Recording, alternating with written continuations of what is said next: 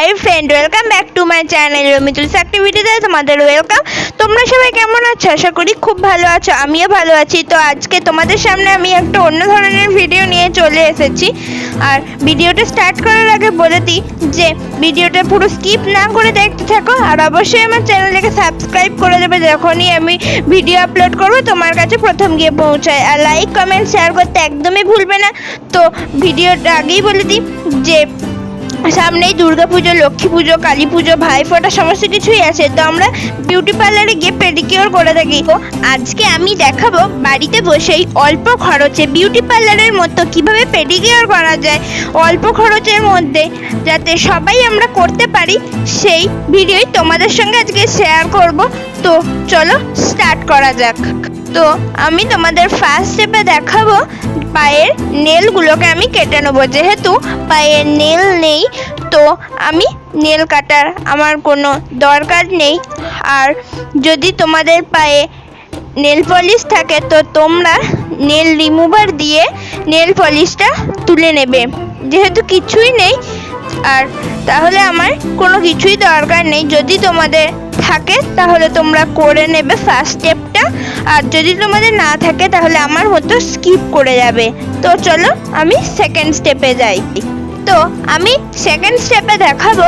এখানে আমি একটা পাত্রের মধ্যে উষ্ণ গরম জল নিয়ে নিয়েছি।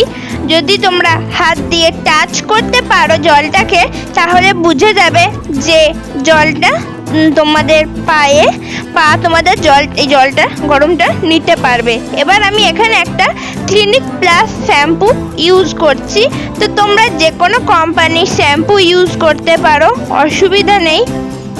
এবার আমি দিয়ে দেবো পাতিলেবু, এক ফালি পাতিলেবুর রস। আমি এক ফালি পাতিলেবুর রসটা পুরো ভালোভাবে রসটাকে চেপে আমি দিয়ে দেবো।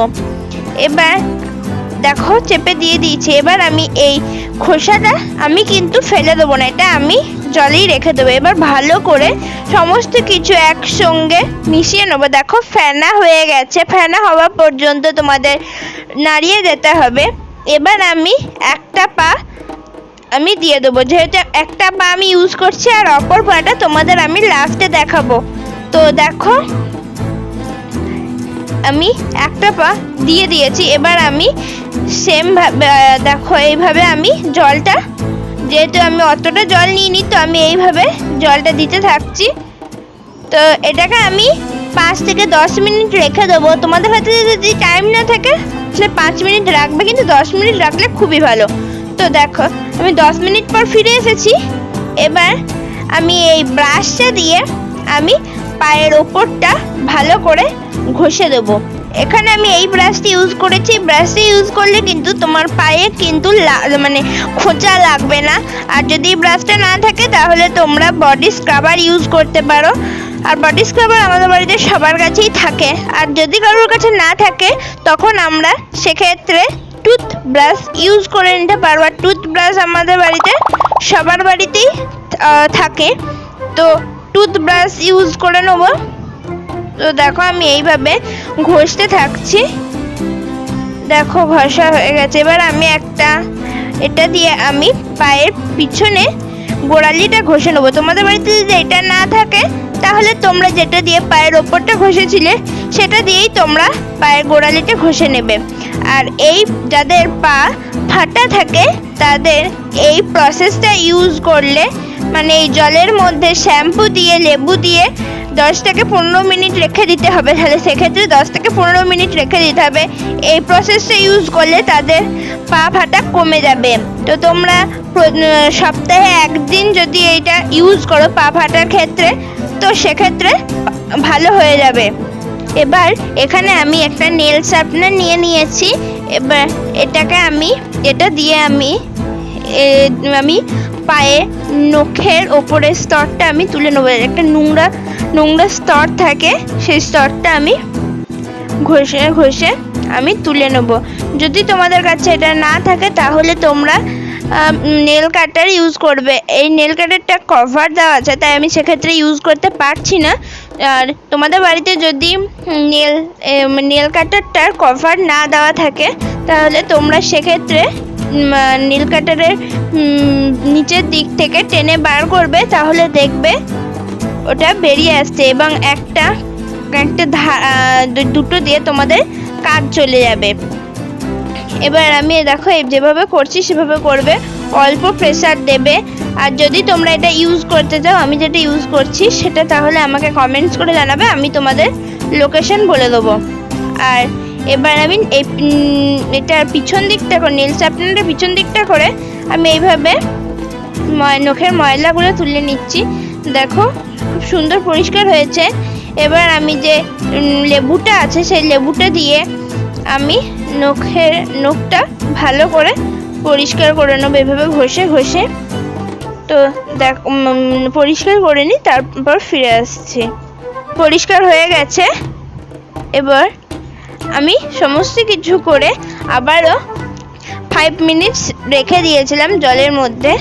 এবার ভালো করে পরিষ্কার করে ধুয়ে নিয়েছি এমনি প্লেন জলে। এবার থার্ড স্টেপে আমি একটা বাটির মধ্যে এখানে আমি দিয়ে দিচ্ছি 1 টিস্পুন বেসন। যেহেতু আমি তোমরা 2 টিস্পুন বেসন নিয়ে নেবে, যেহেতু আমি এক পায়ে করে দেখাচ্ছি তো সেহেতু 2 টিস্পুন। যখন 2 পায়ে করবে তো তখন 2 টিস্পুন। এবার আমি এখানে নিয়ে নেব 1 টিস্পুন চালের গুঁড়ো, আর ইউজ করব এক ফালি পাতি লেবুর রস। তো তোমরা পাতি লেবুর বদলে কমলা লেবুর খোসার গুঁড়ো ইউজ করতে পারো। এটা কমলা লেবুর খোসাটা রোদে শুকিয়ে মিক্সিতে ব্লেন্ড করে নেবে, তাহলে হয়ে যাবে। এবার আমি এটাকে জল দিয়ে ভালো করে একটা ব্যাটার বানিয়ে নিয়েছি। দেখো এবার আমি দেখো ব্যাটারটা খুব পাতলাও হবে না, খুব মোটাও হবে না। এবার আমি একটা ব্রাশের সাহায্যে আমি এটাকে পায়ের ওপর লাগিয়ে নেব। দেখো যেভাবে লাগাচ্ছি সেভাবে লাগিয়ে নেবে। তোমরা চাইলে হাতে করেও লাগিয়ে নিতে পারো। এবার আমি এটাকে 10 থেকে 15 মিনিট স্টে করতে দেব। তো চলো 15 মিনিটস পর ফিরে আসছি। তো তোমাদের হাতে টাইম না থাকলে 10 মিনিটস রাখতে পারো। দেখো 15 মিনিটস পর আমি ফিরে এসেছি। এবার আমি এটাকে ভালো করে এমনি প্লেন জলে পরিষ্কার করে নিয়েছি। এবার আমি এটাতে ময়শ্চারাইজার লাগিয়ে নেবো। তোমাদের কাছে ময়শ্চারাইজার না থাকলে তো তোমরা সেক্ষেত্রে নারকেল তেল ইউজ করতে পারো। দেখো এটা আগেরটা, এটা এখনকার এটা দেখো, তোমরা দেখলেই বুঝতে পারবে তফাৎটা। আমি আশা করব যে তোমরাও এটা ইউজ করবে আর আমাকে কমেন্টস করে জানাবে কেমন লাগলো। তো আজকের মতো এই পর্যন্ত। চলো আজকে বাই বাই, টাটা।